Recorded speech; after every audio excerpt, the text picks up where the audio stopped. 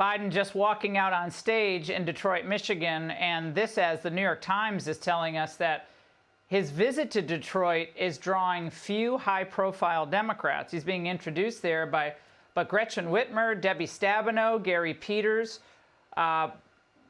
Representative Elisa Slotkin. All were otherwise occupied, according to the New York Times tonight. This is a crucial speech for Joe Biden. He needs to set the stage once again for his third relaunch of his campaign. But joining us now is Missouri Senator Eric Schmitt. We'll dip into this speech as needed, but they're all trying to put their distance. And the New York Times is almost enjoying this tonight. I mean, they're covering every little nuance, Senator. But Gretchen Whitmer's otherwise occupied on a Friday night. What's she up to? Yeah, they're all running as fast as they can away from this sinking ship, and that's exactly what it is. Their strategy all along, Laura, as you know, was to bury Trump and prop up Joe Biden, and neither one of those things have worked for them. They thought they could execute this lawfare and put him in jail. That's not going to happen. The American people are seeing through that.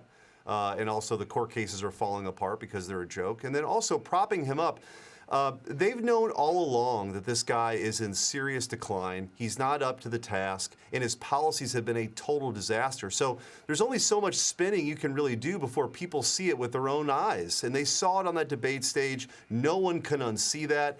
And I think what's really interesting, though, Laura, for me, this is sort of the last gasp of this unholy alliance between the Democrats, permanent Washington, and their media allies. They've had a lot of control for a long time, and they're pitted against the American people. And I hope, and believe the American people are going to rise up. They don't like these concentrations of power. It's all been exposed now. COVID was part of it. You're starting to see it now. They could hide Biden before. They can't do it now. And I think the people are going to rise up and say we want a new direction. But we could see this with our own eyes. And I don't know how many times you came on the show and we're talking about Biden clinging with a death grip to his dog-eared note cards for the most basic conversations, like with the Spanish president last year. It's clinging to these note cards, looking down feverishly for every little point that I understand some names are hard to say. That's fine. And Trump had note cards. But this was something quite different. We all knew it. And yet we were all called purveyors of misinformation and disinformation. So I think this is as much an indictment of the American media and as it is the Biden cabinet, to the foreign diplomats who knew what time it was, to the senior staff. But it's not all on the senior staff. They were all part of this wagon circling that was going on.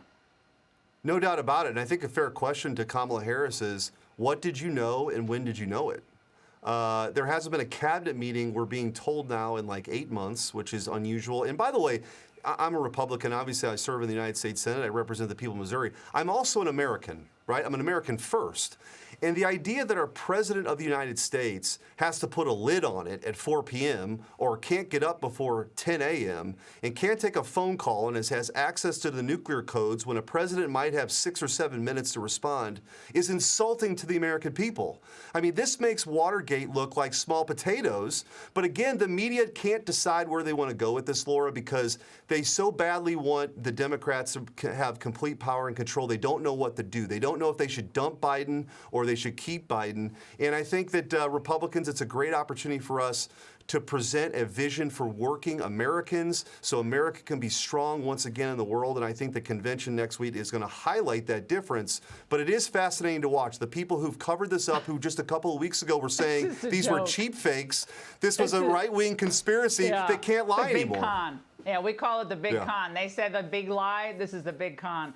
Senator, it's great to see you again. Thank you. Hey, Sean Hannity here. Hey, click here to subscribe to Fox News YouTube page and catch our hottest interviews and most compelling analysis. You will not get it anywhere else.